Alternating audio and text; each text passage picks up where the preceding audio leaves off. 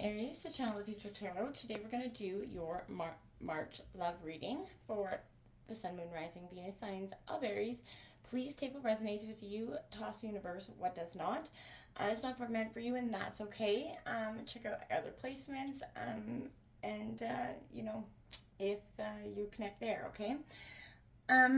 I'm going to use the singing bowl. As I do so, please take that deep breath in. Exhale whenever you feel so inclined to do so. It's going to help balance your energy, set your intentions, just kind of prepare for the messages of the reading. Also, feel free to roll reverse because we're going to look at your energies and your partner's energies.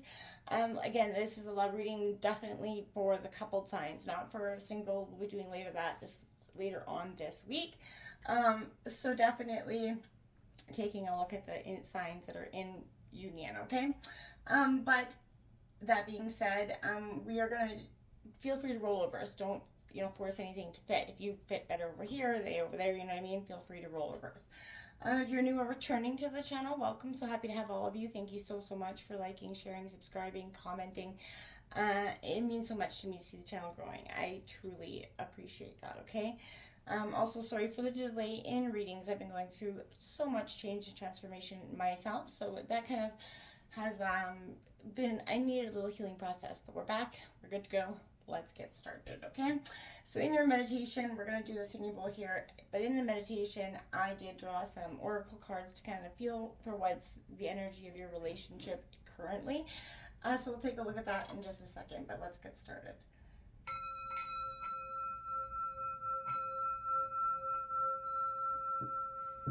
Peace, love, health, and wealth. Before we continue, I do want to stress why this is an 18+ reading is because at the end of the reading, I am going to draw a sex position card from the 99 sex position deck. It's meant to be lighthearted and fun. If this isn't something that you want to do, that's totally fine. I will give you a moment before I draw the card. You can exit then. Again, it'll be after the general reading, so I'm not going to, but it'll be just lighthearted and fun for you guys to try, not try. It's totally up to you, okay? So that all being said, let's get started. So coming in, we did right away in meditation, I kept hearing love's got you a little wound up. I also found a sense of kind of relationship rule book is not for you. And now this is because I don't know in what sense that may be, but for some of you, this could be just restriction, and you just, or that sense of commitment or when things are supposed to happen, right? Is just not for you. You're not entertaining that. And then these cards came out. So we got love yourself first. Your self-respect makes you more romantically attractive. Deception here. Someone is wearing a false mask in this relationship. Now, I feel like that's maybe why love's got you a little bit wound up. And that sense of loving yourself first is maybe possibly why it's important to do so that you're not, I don't want to say easily deceived, but maybe so the deception isn't so apparent, okay? Then we have that butterfly, which is a transformational energy. So either you're kind of transforming in this relationship and understand that maybe the person deceiving is you, and it's deceiving yourself in a sense that believing this relationship or this person isn't either trustworthy or ready to show up, or that you're not ready to put in the sort of milestone commitments that the rule book says, right? And that's fine too. Love is built on its own terms. You don't do it on anybody else's accord. But that could be causing some friction in the relationship. One party may want, those specific things and, to happen in a timely fashion. That could be causing a little bit of stress on the relationship. So, loving yourself first always, makes it, you can't love anybody else if you don't love yourself first, right? So we're going to take a look at your energy first, Aries, and then we'll take a look at your partner's energy. We're going to take a look at your energy in the past, towards this dynamic, the recent past, the present energy, and the future for you, and then the same for your partner. And so it's just meant to be kind of a quick outlook on what's maybe happening in the now, in the moment for you. Okay, so Aries, energy for love for March 2024. Sun, Moon, Rising, Venus signs of Aries. Can I get an energy for their energy towards the past, present, and future?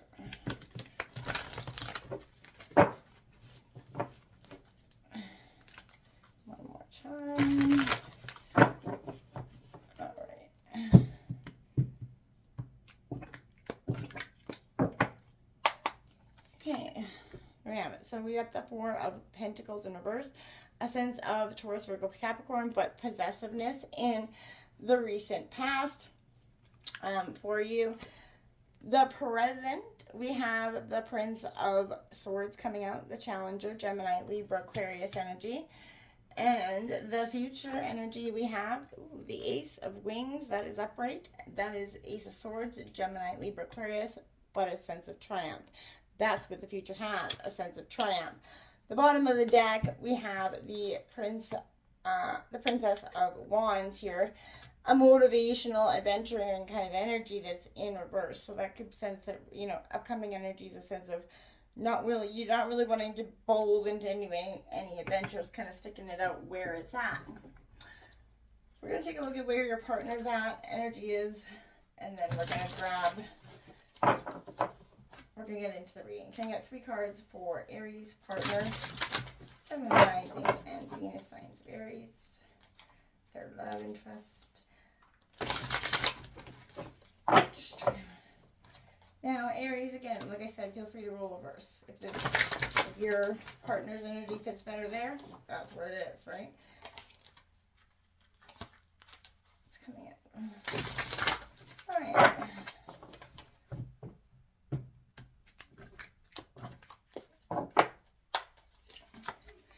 All right, so we got that 2 of Wands in reverse, Aries, Leo, Sagittarius energy coming out.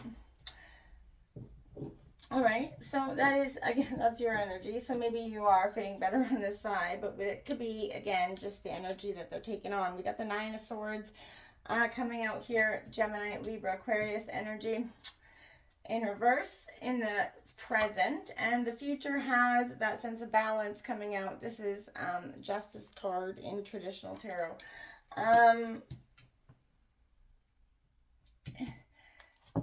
That's Libra energy. Very, very in the Crone of Cups, the King of Cups on the bottom of the deck. Very much a very indecisive, like I said, from both parties. There's a sense of needing to balance out some emotional. Your partner's definitely, that 9 of Swords moment is something to be looked at in the present, and I feel like that's what's causing this moment for you where it's got you wound up. Like I said at the beginning, I keep hearing it, very wound up. And that is because whatever 9 of Swords moment it could be, it is stressing you out. We're going to take a look at this. It could be around possessiveness in a sense, but this is a sense of right now loss is possible even if you hold on to what you have. So overly possessive, trying to recapture what maybe is gone here, when letting go might be the easier course of action. Only a relationship that fosters spiritual growth and reflects those true values should be retained and protected here. So if you have that, fight for it. Don't treat people like objects. No one belongs to anyone else, even if you do love each other. I'm not saying that's what you're doing with this. Is physical possessions cannot satisfy a longing for true love. Again, so don't hoard, but save for that rainy day. Those are cheap with resources, are often cheap with love too. And I don't feel like that's you, but I feel like maybe in a sense you've been stung too many times and you're not willing to be so giving. That could be an issue in a relationship as well. Oftentimes that happens, creates a lot of, carrying that old baggage into the new situation. The present has this Prince of Swords in reverse, and this is, that right to be stronger in your desire to live in harmony, right? And with the people you have. And that's what I feel like you're trying to do in the present, right? You maybe kind of end up pushing people out of your life as a way of cutting yourself off, right?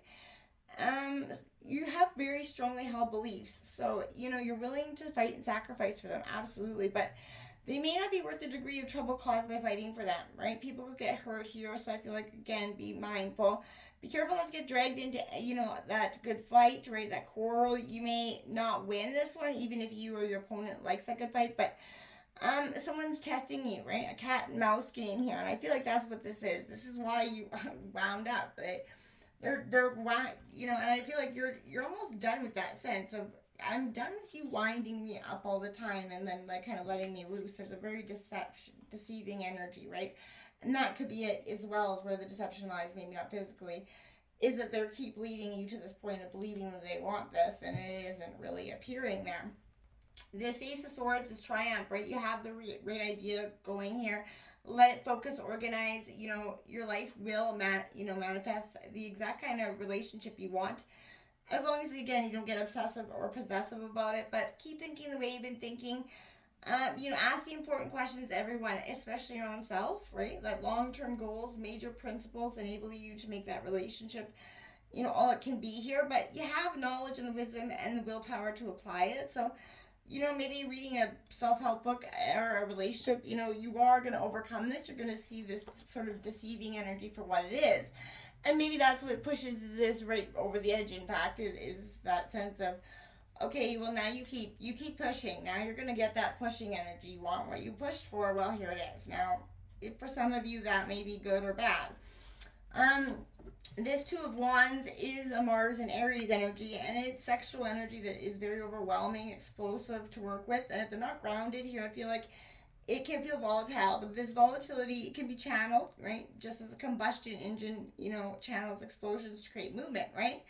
So the Two of Wands means you have plenty of dynamic energy to work with, and I feel like your partner's they're tapped into their sexual energy, and there's a decision that has to be made with intention. So witnessing the power of their vision, and it's guiding you towards towards the life that they want and deserve, right? But they're trying to clarify the vision and commit to the steps to make it happen. But I feel like right now in reverse, it's not maybe the time to make that decision.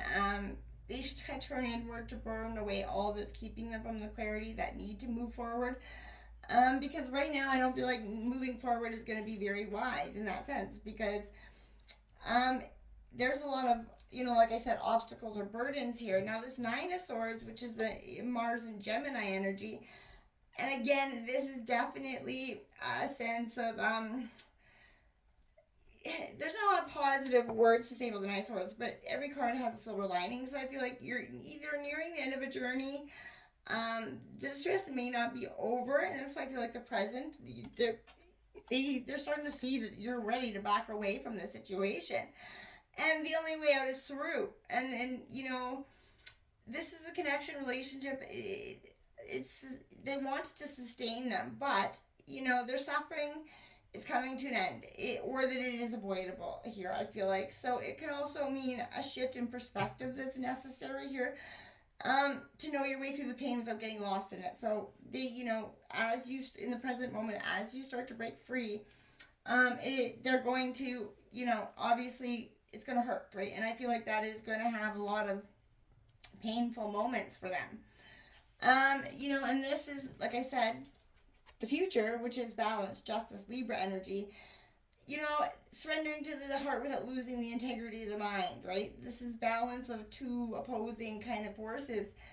And, it's internal guidance when it comes to matters of the heart. Accept the circumstances that led them to this moment while finding peace with where they are, right? And I feel like they're not going to give up, but consider what's in balance before making the right decision. It's not a question of rejecting one experience or end of the spectrum, but of kind of integrating both, embracing duality as non-duality, and allow that totality to kind of lead you through, your own heart. And I feel like as they kind of embrace and understand where they went wrong and how, if and when they want to fix it, I feel like is maybe not even an option for you. You're done, but it's gonna set them in a kind of a period of growth, because this relationship is going to be probably the one that got away for this person in a sense. And we all have that person, so this is going to probably offer some life regret in a sense of hopefully learning and transformation. All right, now Aries, this is the time where we're going to draw that sex position card. So if this isn't something for you, feel free to exit off, but if it is, let's check out what you got. We got the Wow'em Powwow. So it is a cardinal challenge of 4. Sit your man down with his legs crossed, facing him, straddle his legs, and lower yourself onto his lap without him penetrating you. Wrap your legs around either side of his torso so they're hugging his buttocks. Then as you hold each other's arms or lower backs tightly, he enters you. Start to slowly rock back and forth, increasing your speed as you become closer to climaxing. Like the standard missionary position, this takes eye contact and body-to-body closeness to the max, but adds a passion perk. The comfy upright pose encourages equal control over the speed and timing of the thrusting, allowing for a gradual buildup of pleasure for both partners. Plus, your clitoris is an easy to reach angle, allowing him to stroke your love button without interrupting the hot and heavy action. Take a look at the wow and pow wow. Until next time, Aries, good luck and namaste.